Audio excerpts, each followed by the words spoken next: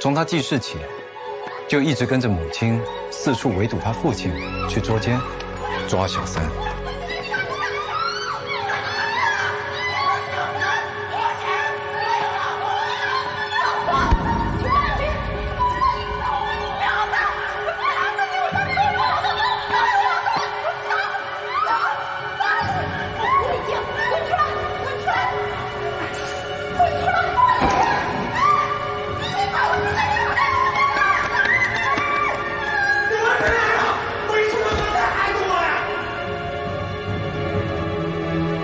父母之间无止境的争吵，极度不理性的暴力、殴打，就是他主要的童年记忆。请问一下，这附近有没有一个叫原野的女孩住着？有的呀，才3楼呀。直到5年前，职高刚毕业的原野亲眼目睹了他母亲对反复出轨的父亲忍无可忍。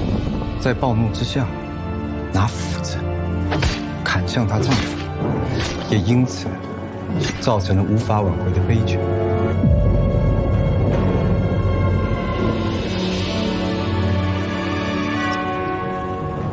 这个不幸的女孩，从来没有见识过一段健康的情感关系。她渴望爱，但不知道如何爱。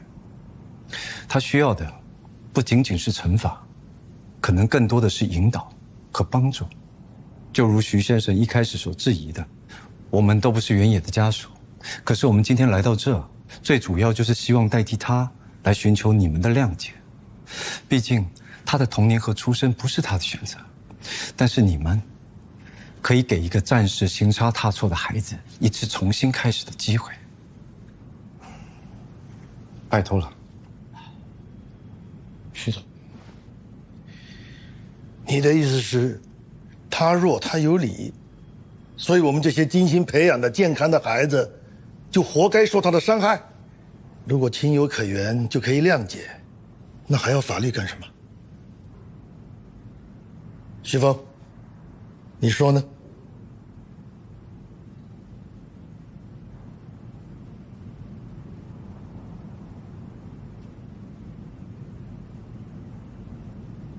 让他受到教训，才是对他最好的选择。许峰，你几次三番，同时和几个女孩交往，你故意刺激原野的情绪，可他对你是一片真心啊。他到现在还在为伤害你，在痛苦，在自责，恨不得自己去死。你难道就没有一点恻隐之心吗？同时谈几个女朋友犯法吗？他们和这小子谈恋爱，还不是因为口袋里有我的钱？现在分手了就发疯捅人，这种人还值得同情吗？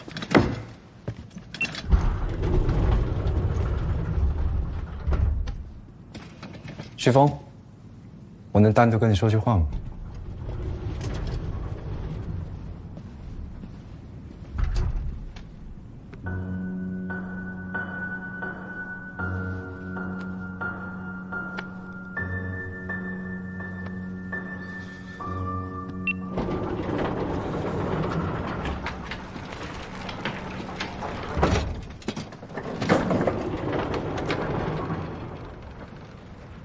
以前别帮上忙。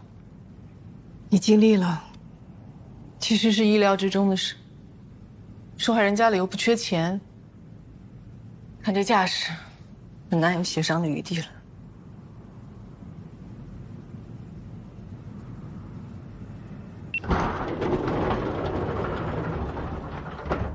是这样的，徐总负责考虑到对方的家庭情况，同意降低赔偿金数额，并且签署了谅解同意书。具体的和解条件，由我全权代表来谈判。你到底跟许峰说了什么？几句话就让他改变了主意？其实我没跟他说什么。你听过代际传递吗？怎么说？就是父母的行为和观念会潜移默化地传递给子女。原野的母亲杀了他的父亲，如果让原野知道徐峰他不谅解他，甚至赞成他去坐牢，对原野的心理可能会造成很大的打击。也许出狱之后还不会放过徐峰。我只是跟徐峰科普了一下这样的概念。我就知道，像你们这种有道德洁癖的人，一定不会接受我这么说的。不，其实我能猜到一点，因为你跟他说完之后，我在他的眼睛里看到了恐惧，就应该让他害怕。让他害怕，总算是得到了一个还不错的结果，是不是应该庆祝一下，好好吃顿饭呢？我真的应该好好请你吃顿饭，谢谢你。我都不知道，你还去调查了原野的家庭情况。你还记得这个吗？这是什么？我们第一次去徐峰学校见到原野的时候，你不是很生气，把打火机砸在桌上吗？我去过这家夜店，原来原野在那边打工，然后我接着打听到他家，才知道他家背后有这样的故事。真的谢谢你，为他做了那么多。但是，啊？你铺垫了那么多的感谢，不就是为了接一句“但是我没有空陪你吃饭”吗？不，其实没关系，我每次约你吃饭就是碰碰运气，我已经被你拒绝的已经很习惯了。我不是这个意思啊。哦，对，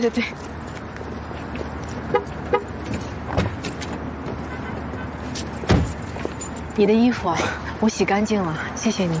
那好啊，我来定地方，我就趁这段时间回家一趟，洗个澡，换身衣服。要这么正式啊？当然啊，仪式感很重要。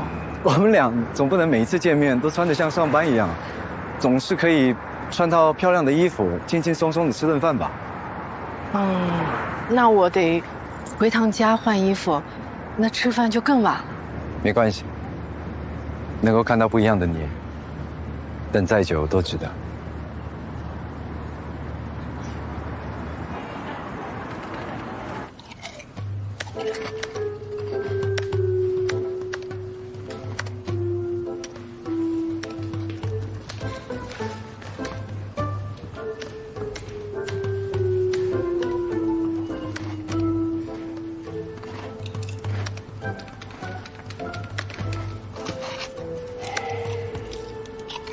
难怪。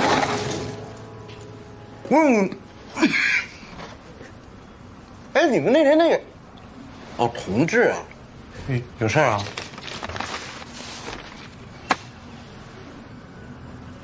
你怎么有这个？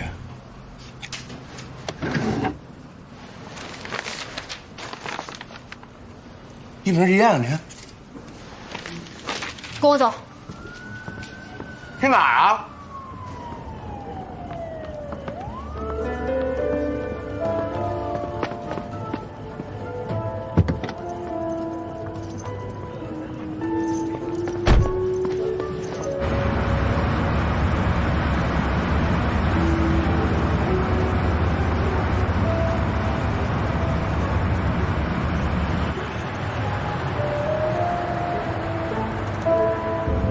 专案组管不管饭？管。哦。哎，那我所里边那个饭卡在专案组能不能用啊？用不了。哦。没事。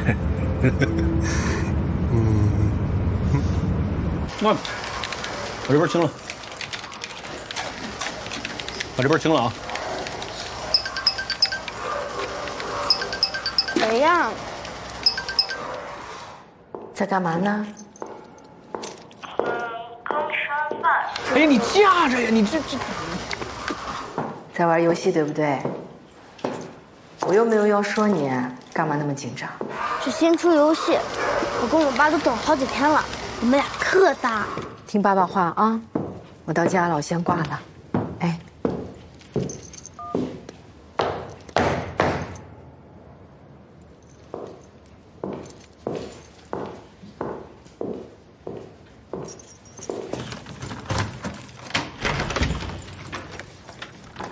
罗医生，我到家了。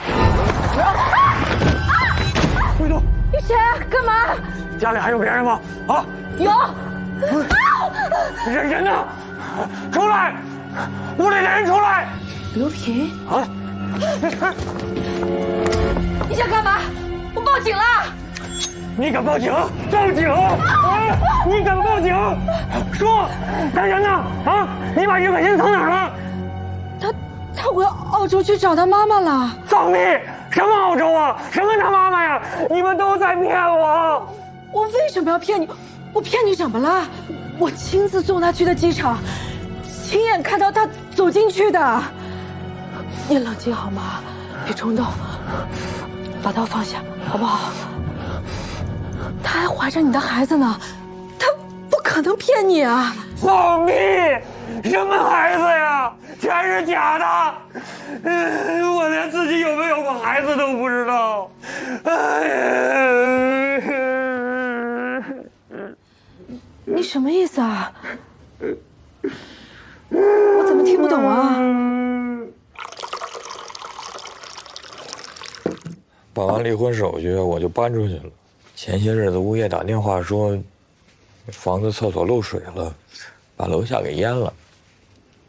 那我就找人修啊，可是给他打电话，结果电话号码是空号，一查，他把号码给注销了，所以我就得赶回家呀。结果发现他早就搬出去了，就留了把钥匙在物业那，说是为了卖房子。这也正常，他可能是想跟过去做个了断。我本来也是这么想，后来我就发现了这。这是什么？这是一种苯二氮卓类强效镇静催眠药物，是国家严格管控的精神药品，俗称氰化粉诱奸片，和酒精混合效力更强。看这个包装，可能是国外非法流入的。欣欣，帮我倒点水来。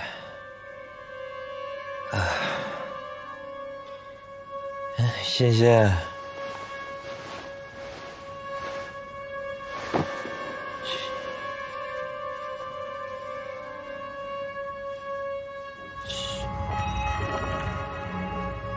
欣欣，欣欣，欣欣，欣欣，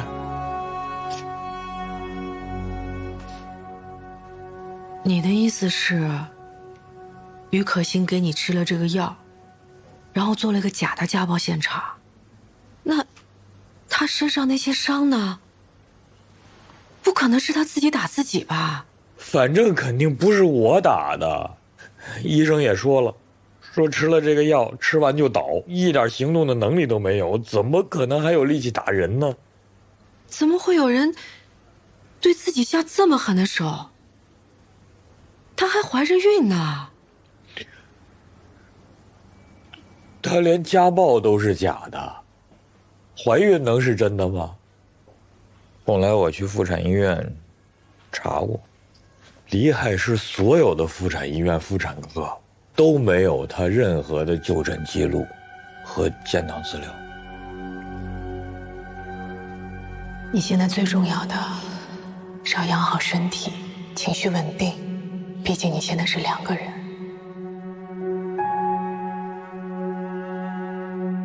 妈妈自己也能把你养大，是不是？这也太荒谬了。他来找我是想管我借钱出去躲几天。他说他所有钱都在你那儿，我看过他的微博，他挺有钱的，还有房子呢。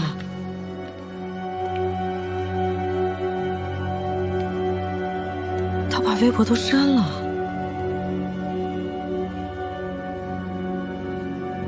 后来我去过那个所谓的家找过他，他说是他妈妈给他买的，但实际上那房子是租的，只租了2个多月。结婚后从来都是我给他钱，他没有1分钱放在我这儿。纹身，我是因为纹身找到你的。他说你为了他纹了那个纹身，你是不是知道他借过裸贷？什么裸贷啊？这纹身是结婚那会儿，他跟我闹，非逼着我纹的，说见证我们的爱情。这个，刘平，你恶不恶心？我真没想到你是这样的人。不是，哎，欣，你听我说，哎，欣，别碰我！不是，欣姐，哎呀，我这真的不是你想的那样，我是叫了几个同事，加班的同事，有男有女。那女同事就一定是好人吗？啊，如果你们俩之间真没有什么，你身上为什么会有她的头发？我也不知道嘛，不知道。欣，你消消气儿吧，哎呦，手机啊，手机，手机，给。我现在就给你同事打电话，我一个一个的打，我一个一个问得清楚到底是怎么回事。欣，我求你了，你消消气儿，这真的，咱们都结婚了，我不可能跟别的女人有关系。是吗？那你发誓啊！我发誓，我刘平发誓，那个我誓都发不明白，光凭一张嘴就行了，我凭什么信你？我问你怎么向我证明？欣，你消消气儿，欣，咱们别生气了嘛。你让我怎么证明我就怎么证明啊！别生气了，我求证明啊！那你去纹身。纹身？纹一个一模一样的图案在你身上，证明你爱我，证明你只属于我一个人。要是有哪个女的看到了你这个图案，我就咒你们这对奸夫淫妇不得好死。欣，你不同意啊？不是，我想叫你纹身，就是想证明你爱我，你只属于我一个人。因为我爱蕾蕾，我既然爱她，我就要爱她的全部，包括她那些不美好的地方。就被债主逼着按他们的要求纹了身。蕾蕾身上那个纹身，应该也是按照这些人的要求去纹的。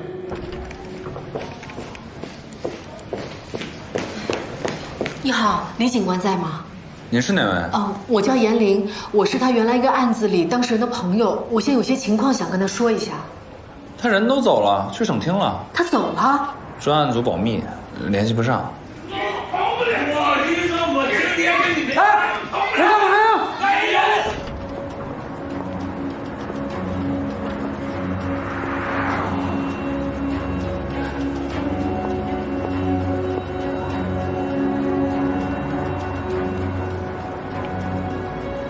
您好，您拨打的号码是空号，请核对后面。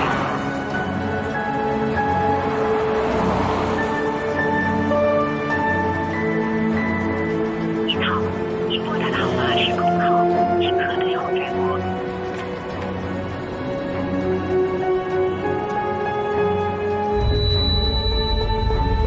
就被债主逼着按他们的要求纹了身。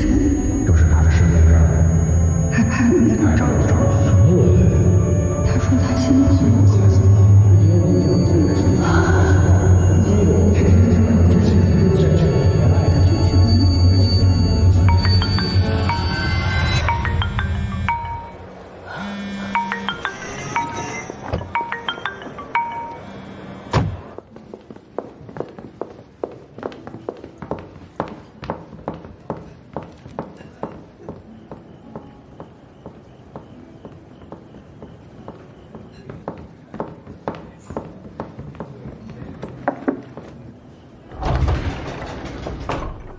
不好意思啊，今天实在是太多事情了，我来晚了，让你久等了。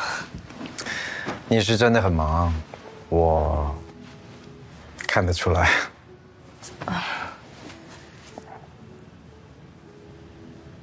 你没事吧？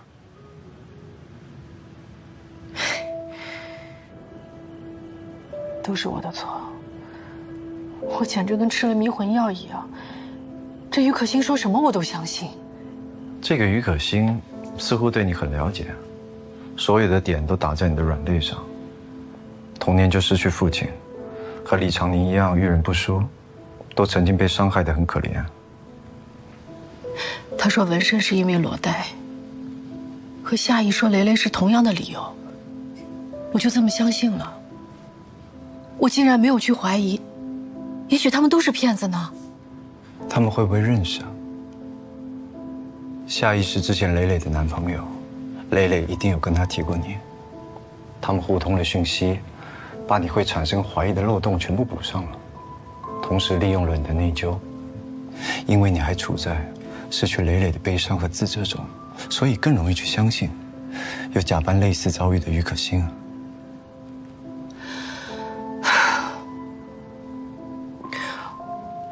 我最不能原谅自己的是，我怎么会相信磊磊会去纹身去借裸贷？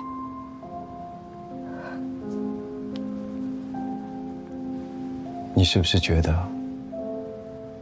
自己背叛了磊磊？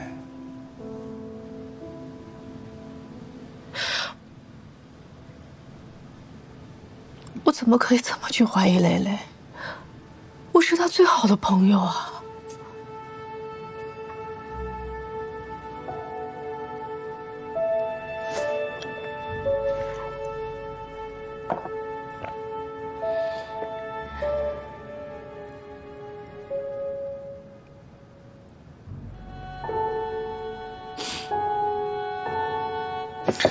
少喝一点，喝醉解决不了问题。挺好，我们是人，犯糊涂犯错是我们的出场配置。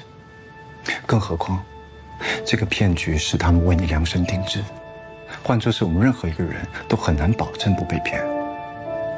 你不要这样责怪自己。你像个女超人一样，拼尽全力的保护李长宁、原野，甚至是这个于可欣。你知道为什么吗？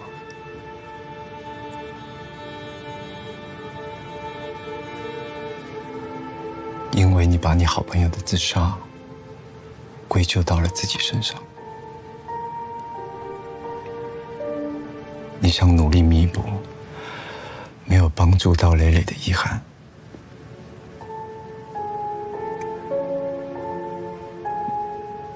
总是拯救他人的人，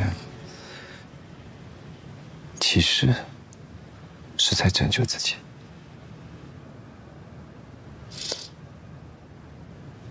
我不知道你经历过什么，但我总觉得你在潜意识中很渴望，在自己跌落谷底、痛苦不堪的时候，能够有一个像你这样的人对你伸出援手。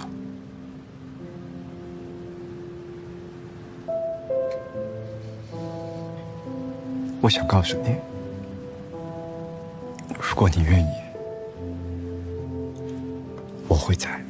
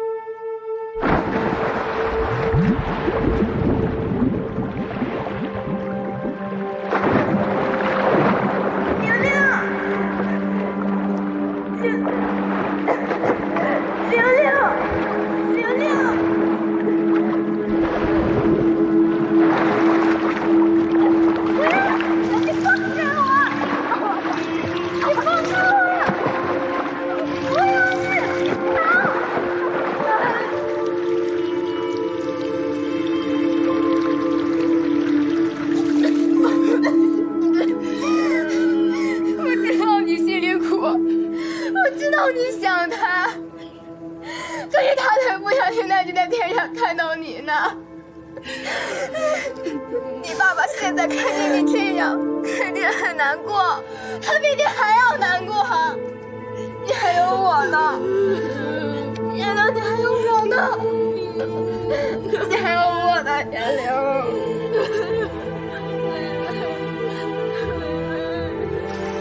蕾蕾，你放心，这事不会就这么完了。我一定会还你清白。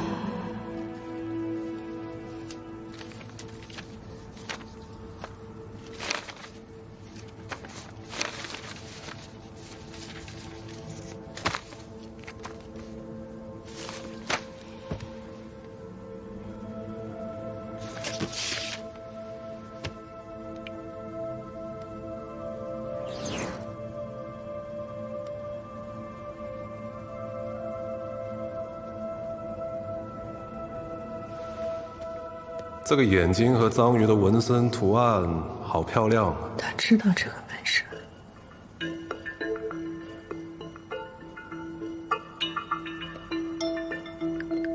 你知道这是章鱼和眼睛？你从哪儿知道这个图案的？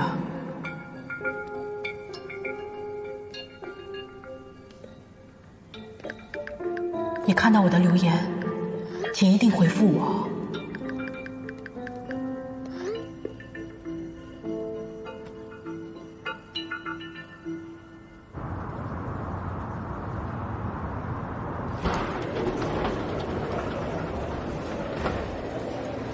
对不起，对不起，学姐，是我太轻信了。我把一个骗子介绍给了你们，我现在就想能够找到这个郁可欣，这样不仅能给刘平个说法，也能帮我朋友找到骗他那个人。我曾经跟你说过，郁可欣看起来有保护自己的能力，她没有你以为的那么单纯。但她是我的委托人，她提供的所有情况我必须保密。哪怕在我们的委托关系结束之后，我仍要保密，这是法律规定。我知道，那我们真的拿他一点办法都没有了吗？他从结婚、离婚到分割财产，所有流程都合法，除非刘平可以证明家暴根本不存在，或者他可以证明郁可欣结婚的动机就是为了离婚分财产，否则我们没有他的任何把柄可以在法律上追究他。可他明明就……周律师，郁可欣她做的这么漂亮，一看就是个老手，她一定还会找下一个目标下手，会有其他人受害的。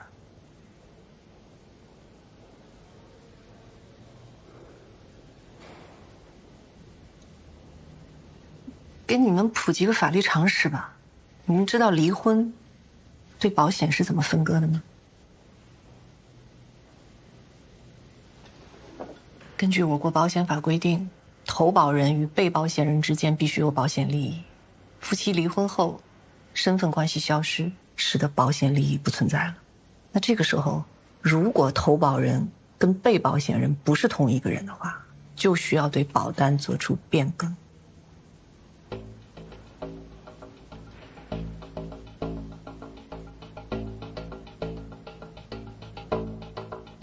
你的意思是，他们购买了保险，在财产分割时对受益人做了变更？关于客户的隐私，我无可奉告。就是这个，这就是那家保险公司，当时是他拿来的广告宣传。他说他是这个投保人，也是被保险人，我呢是受益人。他说将来有个病有个灾了，还能给我留一笔钱。虽然这保险钱是我出的，但是我当时特感动。那你还记得离婚时这个保险是怎么做的分割吗？没分割呀，钱都给他了。虽然他律师说了，说我有权利拿回这个收益金的50%，但是我没要。但变更受益人还得你亲自签字。是我，可是我当时哪有心情啊？说实话，我连看都没仔细看，就直接签了。对了，他说过，说保险受益人想变成他妈妈。哎，那他妈妈的信息你有吗？那保险经纪人呢？你认识吗？这都是郁可欣一手操办的呀。我在签字的时候好像见过经理人一面。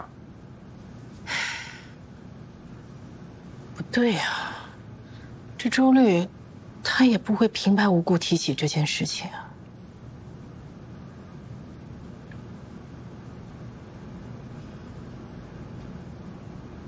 严老师，你演技怎么样？什么？欢迎拨打安宁财产保险客服电话，请您稍等，正在为您连接。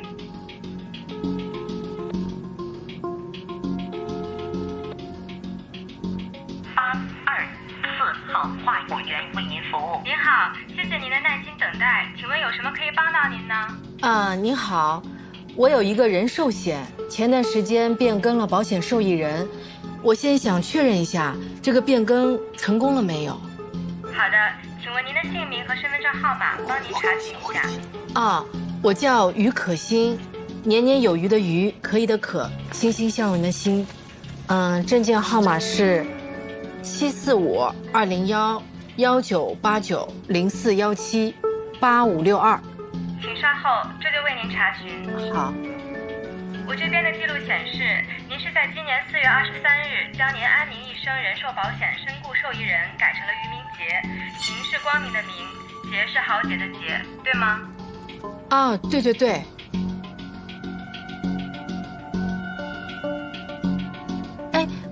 能不能再帮我确认一下于明杰的证件号码？好的，于明杰的身份证号是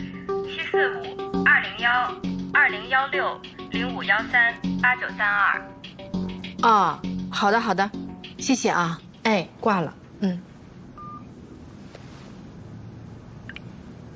于明杰，2016，这才3岁，你认识吗？不知道，完全不认识啊。这么巨额的财产只留给一个小孩子，一定是至亲吧？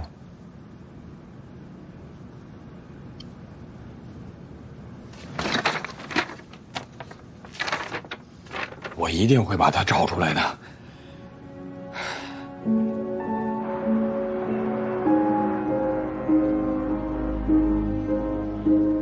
今年以来，全省各地接到多起报案，有大量受害人通过社交网络恋爱的方式被诱导投资，导致人财两失，甚至有受害人崩溃轻生。省厅领导级专家对多起案件串并后研判，这是一种以情感关系为包装的新型电信诈骗，很有可能是同一犯罪团伙在实施。我们先后在外围抓到了一些马仔，大致能确定该团伙设在帕昂地区，靠近我国边境。他们还以高薪招聘的方式在我国境内招揽人手。3月27日，里海市局刑侦支队抓到了一名负责搭建诈骗网站的技术人员蔡志宇，又名菜菜，终于把这个团伙撕开了一条大口子，同时也验证了我们的判断。据他的供述，巨龙公司大概有300多人，整个公司组织构架完整，分工明确。供料组负责搜集个人信息，筛选精准用户；话务组跟受害人交朋友，培养感情并实施诈骗；技术组负责搭建虚拟投资网站，吸收受害人资金并转移。刚才说的蔡志宇就负责这个部门的工作。还有洗钱组，他们用 POS 机等各种方式把资金层层拆散后取出。每个部门之间相互隔绝，不用真实姓名。蔡志宇的级别不够高，所以他不了解公司高层的真实身份，只知道董事长花名贝爷，2号人物二哥是他的亲戚，主要负责公司的财务和运营管理。还有2个非常重要的恋爱培训师，他们在话务部，主要负责诈骗话术剧本的开发和升级。据说这种先恋爱再诈骗的方式就是由他们开发的。其中一个培训师叫彭新立派，帕昂人，人称王老师，汉语极好，疑似是华人，曾用夏毅这个假身份在我国境内实施过诈骗。我们查到他在中国海关有多次的出入境记录，每次入境之后便失去了踪迹。我们高度怀疑他还有国内的身份。这个彭西极有可能整过容，这是我们找专家根据推测描绘出他整容前的画像。根据画像和年龄区间，我们在有犯罪前科的人中筛查出了30多个可疑人员。目前的情况是正在调查和排除。另一个培训师外号鲁班，他的真实身份我们目前还并不掌握。整个案件了解的情况就是这样。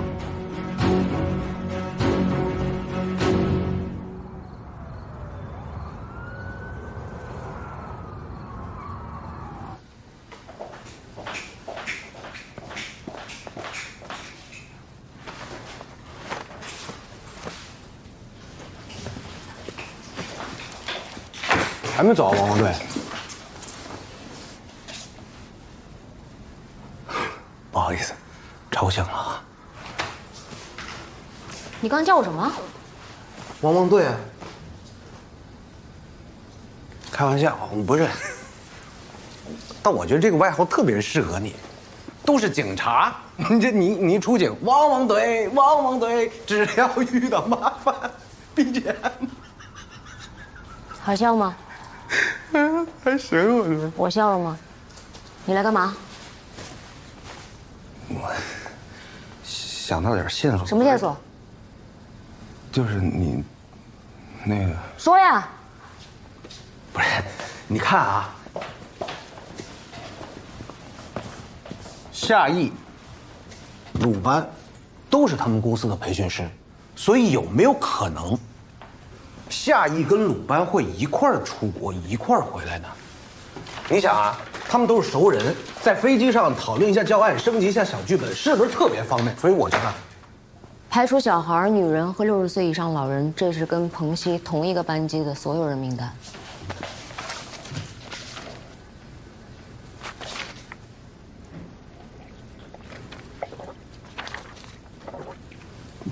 就这么多，都给那菜菜看过了。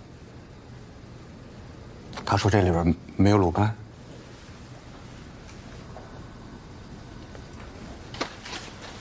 我还以为我找到一突破口呢，白激动。你说这好不容易来一趟，你又什么忙也帮不上，挺尴尬的。我觉得本来也没指着你能帮上什么忙。是啊。啊？无论从刑侦技术、审讯手段还是身体素质来说，你都排不上号。我们叫你来也不是因为这个原因。好直接啊！不是，那天您来我们所里边，在我工位后头，特别惊喜的看着我说：“哦，难怪，什么意思？”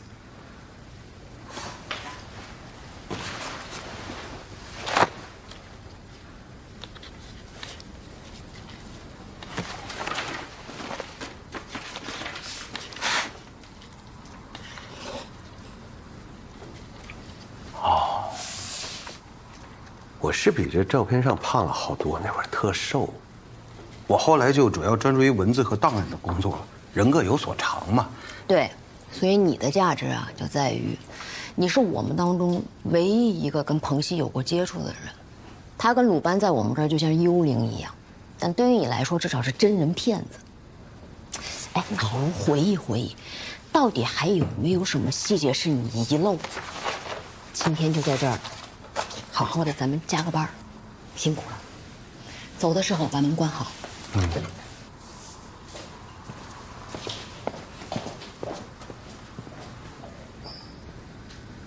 好。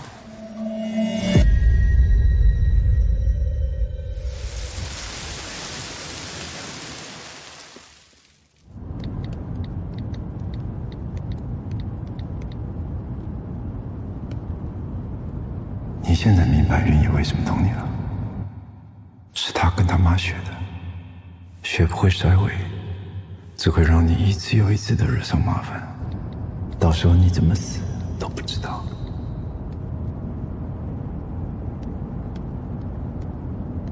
少爷，你安全带没系。 Shut up！ 妈的，开你的车！